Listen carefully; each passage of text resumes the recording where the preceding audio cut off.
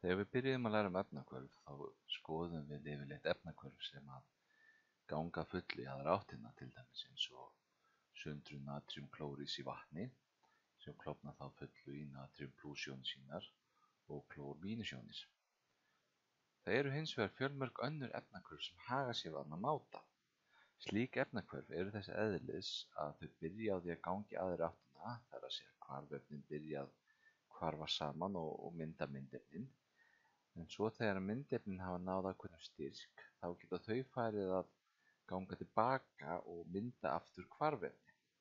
Nú dæmi um slíkt efnahvarf væri til dæmis efnahvarf vetnis og joðs, en til að tákna að þau gangi í báðar áttir þá er í staðinn fyrir að hafa einfalda svona tvöföldu teiknuð og efnahvarfið er þá táknað á þennan máta. Það er að segja, og þetta þýðir það að vetni og joð hvarfa saman til að mynda vetnisjóðið og vetnisjóðið það sundrast til að mynda vetni og joð og þetta hvort tveggja gerist á sama tíma.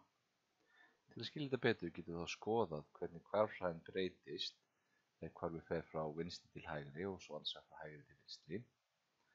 En frá vinstri til hægri þá get ég skrifað að formúla hvarfhraðans, VAF, en því jafnt á einhver tiltekinn fasti sinnum styrkurinn af H2 sinnum styrkurinn af E2. Á sama máta er hraðinn frá hægri til vinstri, hann er einhver tiltekinn hraðafasti sinnum styrkurinn af HE í þessu tilfelli í öðru veldi. Nú, á þessu má sjá að ef ég er með mikinn styrk af vetni og joði þá gengur hvarfið hratt frá vinstri til hægri og ef ég er með mikinn styrk af vetnisjóðið þá gengur hvarfið hratt frá hægri til vinstri.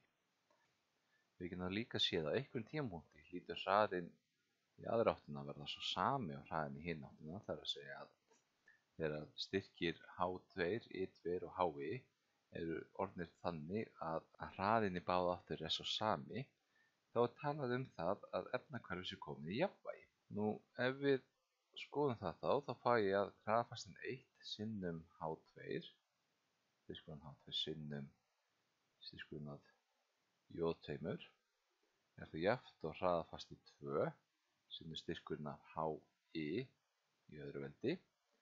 Nú ef ég snýs á þessu jöfnu þá get ég sagt að hraðafasturinn K1 deilt með hraðafasturinn K2 er það sama og styrkurinn af HE í öðru veldi deilt með H2 sinnum styrkurinn af E2 á þennan máta.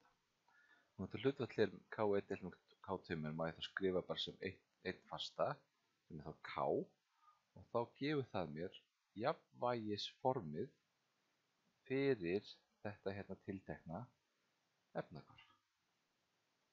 Þar sem að K er þá jafnvægisfastinn fyrir þetta hérna tiltekna efnahvarf. En þetta má þá setja upp á almenna máta, en það er gert í myndbandi jafnvægislögmál.